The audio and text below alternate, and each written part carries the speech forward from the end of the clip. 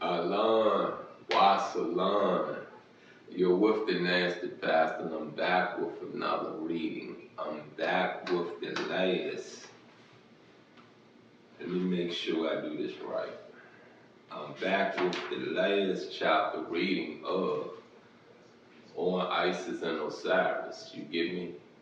Um, if you're viewing the Stolen Legacy readings, TMP, Stolen Legacy, that would be OFM, Stolen Legacy. That would be the Facebook page. On the YouTube channel, the OFM Kemet Edition, Stolen Legacy, there's a playlist right there. I ran across some information in the last reading of Stolen Legacy, where that, it tells you Osiris worship that sun, saw that sun as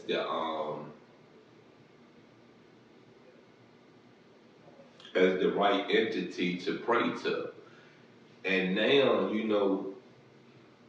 well, in the reading, like I said, I never heard that about Osiris, and I've heard some things about Osiris. And it does make sense, and I believe it was the On Isis and Osiris reading, or it was the Stolen Legacy reading. I don't remember which, reading it was. I've done a lot of readings, and it's hard to keep up with a lot of this stuff, man. But if you're viewing it and you're really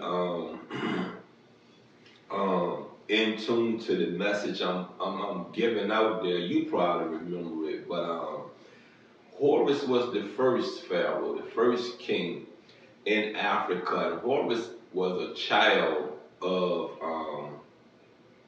Isis and Osiris. Now it's said that Horus' mother, which is Isis, was a virgin. You feel what I'm saying?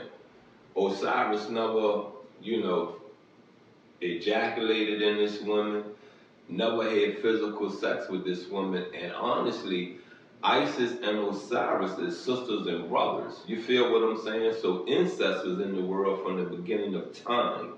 So once again, I say this to you: what did King James do to this holy Bible? You feel what I'm saying? What did King James do to this holy Bible? And I want to say this to you in a way like this, you know what I mean? Seth is Osiris' brother. So Seth, Osiris, and Isis, those blood relatives. And when you think about those times before Christ, we all came from the same mother, physical mother. You feel what I'm saying? We all came from the physical mother, the same physical mother. It took life time to progress, life to be full upon this earth, other cultures to show themselves that was upon this earth for us to migrate would be the right word, to migrate together, have sex with one another, each culture mixed within the kids that was born. You see what I'm saying? I'm following y'all, or am I losing y'all? Okay, so to get back to Horus, Horus was the first pharaoh, the first king to recognize that there was two entities inside of him. There was good, there was bad. Okay, it is also said that back then, before Christ, during Osiris days, you have heard they used to have the Eye of Osiris. And like I said in the reading, I only heard of the Eye of Ra and the Eye of Horus. You feel what I'm saying? I've never heard that about Osiris. I do know that Seth killed his brother, the same story that you will find in the Jewish culture about Cain and Abel. And I do know that Horus avenged his physical dad, Osiris, and killed Seth. And I do know it's said that Seth had righteousness in him. You feel what I'm saying? And then it came a point that Seth started worshiping the devil. You feel what I'm saying? And that's when Osiris and Seth, got into a feud, a fight, or however it go, and one another killed each other. You see what I'm saying? Seth killed Osiris. So I say this to you again: if I'm using my common sense, if I'm connecting dots right, you got what I'm saying? If I'm connecting dots right, there's no possible way that Osiris, to the day he died, 100% felt that that son was the creator. There's no way I could believe that. You feel what I'm saying? I just don't. There's no concrete evidence for me to believe that when it tells you the story of Seth and Osiris, that Seth was righteous, then turned evil, and that what the feud was about between them. You got what I'm saying? You get it? Now, if Osiris was praying to that son, worshiping that son, and looked at that son as the creator, tell you what, like I said before, I don't care who you pray to, as long as you're out here promoting good deeds, as long as your actions have good deeds in it, and it must have good deeds in it to bring a child into this world and nurture this child to see the difference in right and wrong. You understand me? Look, once again, you with the nasty pastor. And like I said, I'm back with the final chapter reading of Osiris, on Isis and Osiris. Look, these Stolen Legacy readings come out every Wednesday until we're finished. And as you see, this is almost probably the same size as the book of On Isis and Osiris. So we have a way to go in this, you know what I mean? And to not to hold things up, not to speed things up, but to get things, proceeded, I'm going to dive into this reading. And I want to say this to you, I hope you have reached some level of education in this. I hope you have reached some level of understanding in this. I hope you have gotten familiar, if not closer, to your ancestors.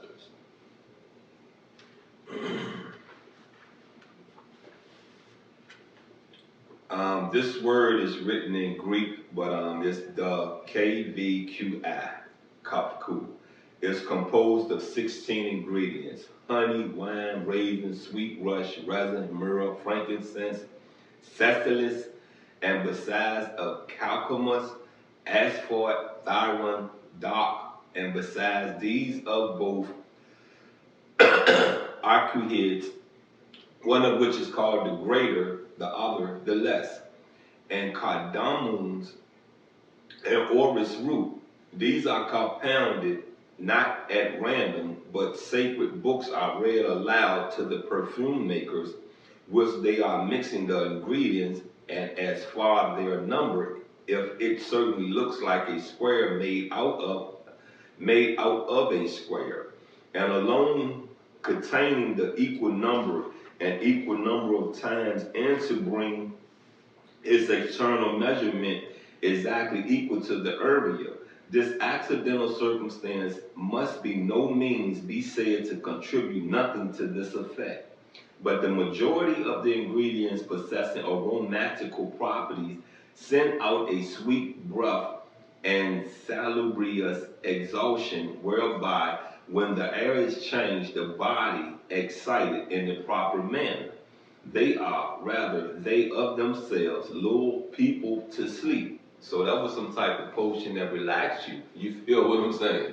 Even back then, you know what I mean, we was, how to put it, we was figuring how to sleep. You know what I mean? We was figuring how to relax. We was figuring out how to come from all a stressful day and lay down, whether we might not be able to go to sleep, we had something we could drink. We had something that we could smell, whether it will what? Rest us, relax us.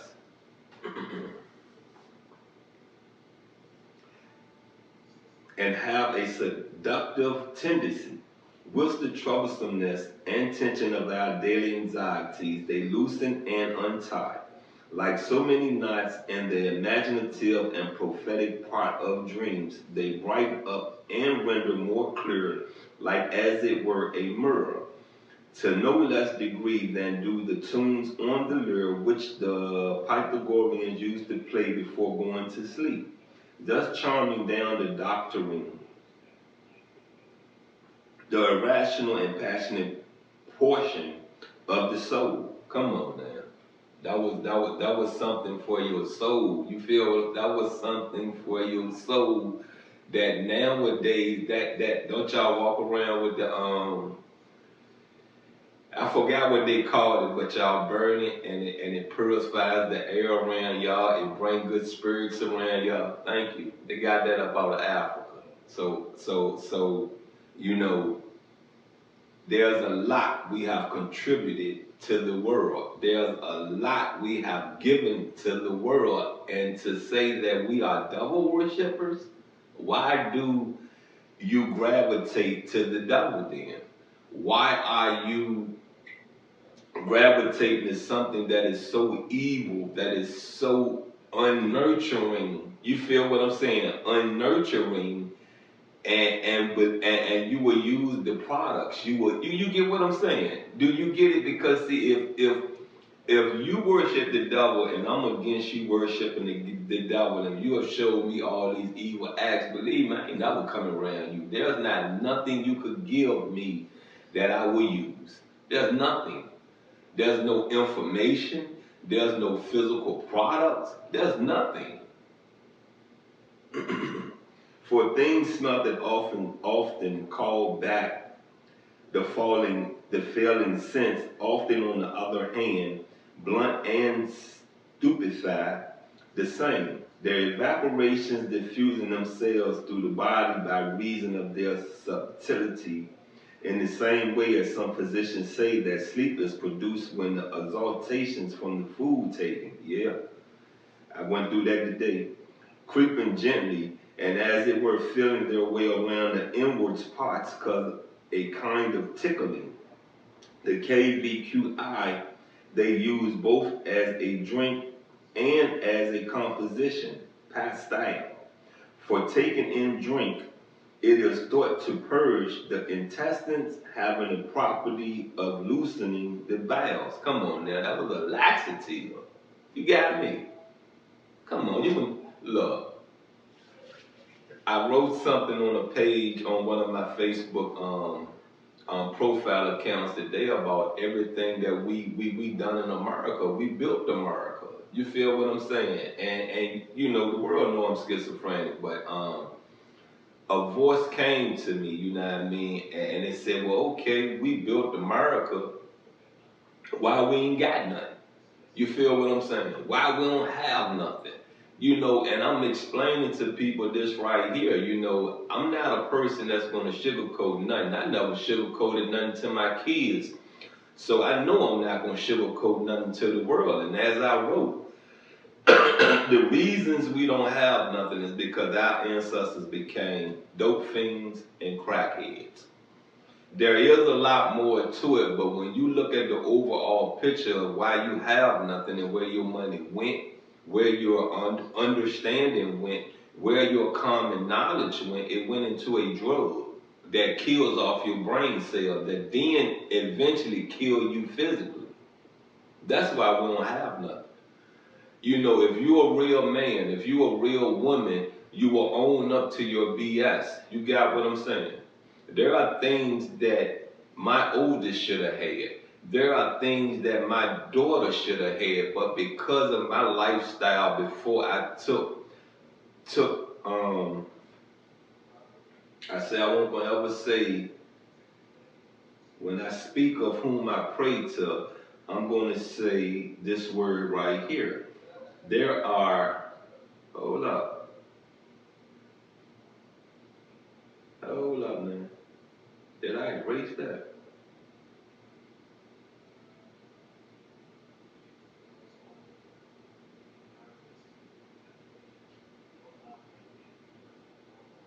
Mm, um, Demi, Lord, I wish my search history would come up. Okay, Demiurge. Demiurge. There we go. Um, um, oh man, I forgot where I was, but you know, when I took Demiurge into my life seriously, I really buckled down and focused on taking care of my kids. You got what I'm saying? And when I came home from prison in 1998, my daughter was turning 3. Um, no, yeah, my daughter was turning 3. And, you know, I buckled down. My daughter mom presented a job to me and I buckled down and I started taking care of her. You know what I mean? I'm not going to say I did the best job with her, but I made sure I was there financially and I made sure I was there physically for her. There was other things going on in her life where we did not spend a lot of time together. You know, her mother was traveling a lot, you know what I mean? Her mother was doing a lot on the weekends, where there's some weekends she's with me. Most weekends she's out on the road with her mom or she's over someone else's house. Put it this way, and I say this to you like this. It came a time she could just call and say, Dad, I want to come over this weekend. I didn't get that call. It came a time where that she had her own way of letting her mom know where she wanted to go and where she wanted to be. So she made some choices um, unknowingly where that I hope she don't feel robbed of the time we could have had together. You get what I'm saying? I don't even feel that way. You feel what I'm saying? It's not that I didn't miss her. It's not that I love her lesser or anything. You have to let your babies make their choices. You have to let your babies get an understanding that I'm here. I'm not going to make you be with me. I'm not going to make you talk to me, but I'm here. And when you're ready to spend some time with me, cool. You're ready to just pick up that phone and say, hey, Dad, how you doing? Bam, bam, bam. I'm just checking in to make sure you're good. It warms your parents' heart knowing that you give a care. You feel what I'm saying? It warms your children's heart when you say a hello here and there. When you let your kids know and you show your kids how much you really love them, that you have their back. It brings a sense of security in their life. You feel what I'm saying? You get what I'm saying? Now, I did go on to have a youngest child, which I lived with him for 4 years straight. You feel what I'm saying? You get what I'm saying?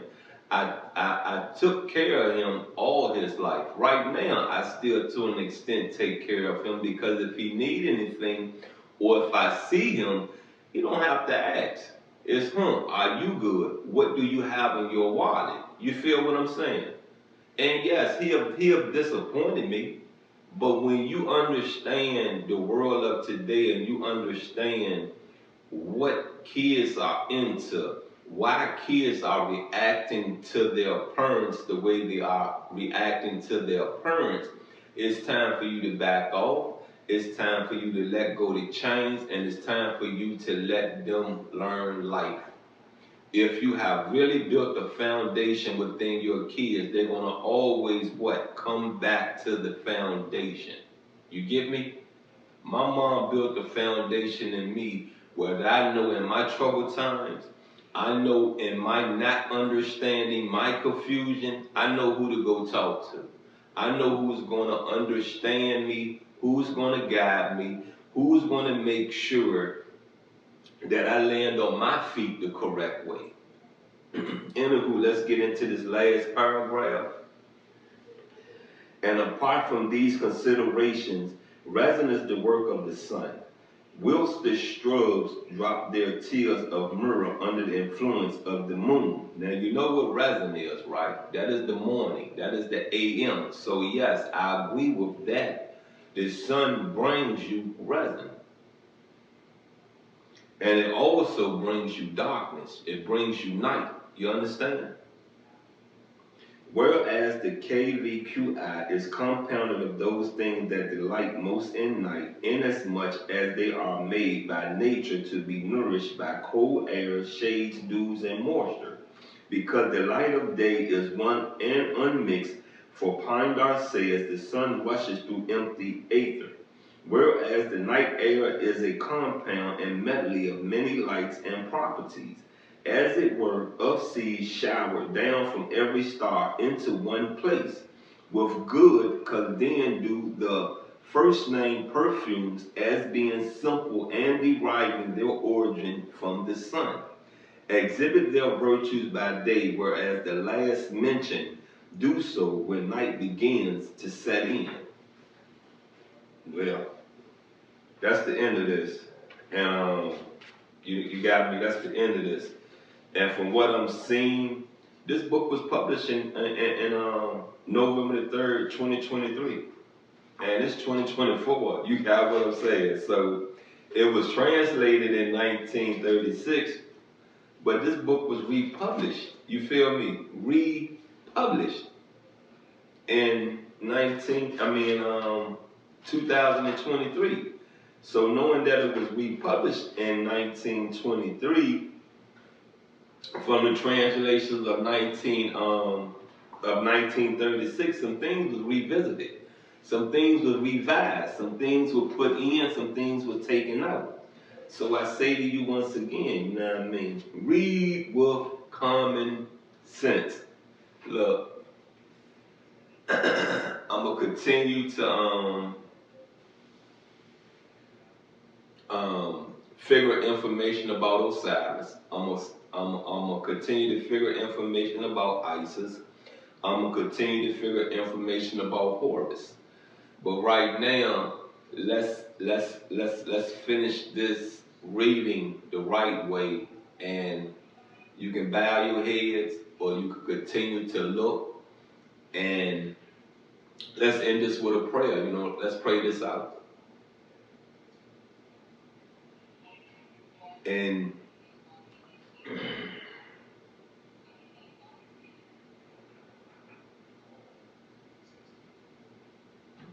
in Demiurge's name, please forgive us for our sins. Please continue to have a wide eye and a long reach upon us. Please, in your name,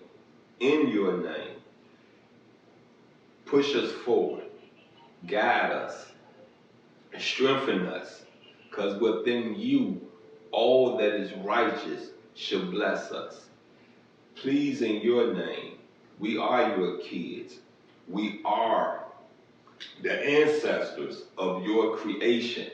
We are the descendants of your creation. Our ancestors was the first bloodline you presented upon this earth to us. We have made mistakes. We have made good moves. We have been beaten down. We have lived through the struggle. We have put struggle amongst people. We have ate karma. We have loved people. We're erasing hate from out of our hearts, and we're filling our hearts with love. I ask you again to please bless us, to please take us up out of any struggles, any bondage that has been put up upon us.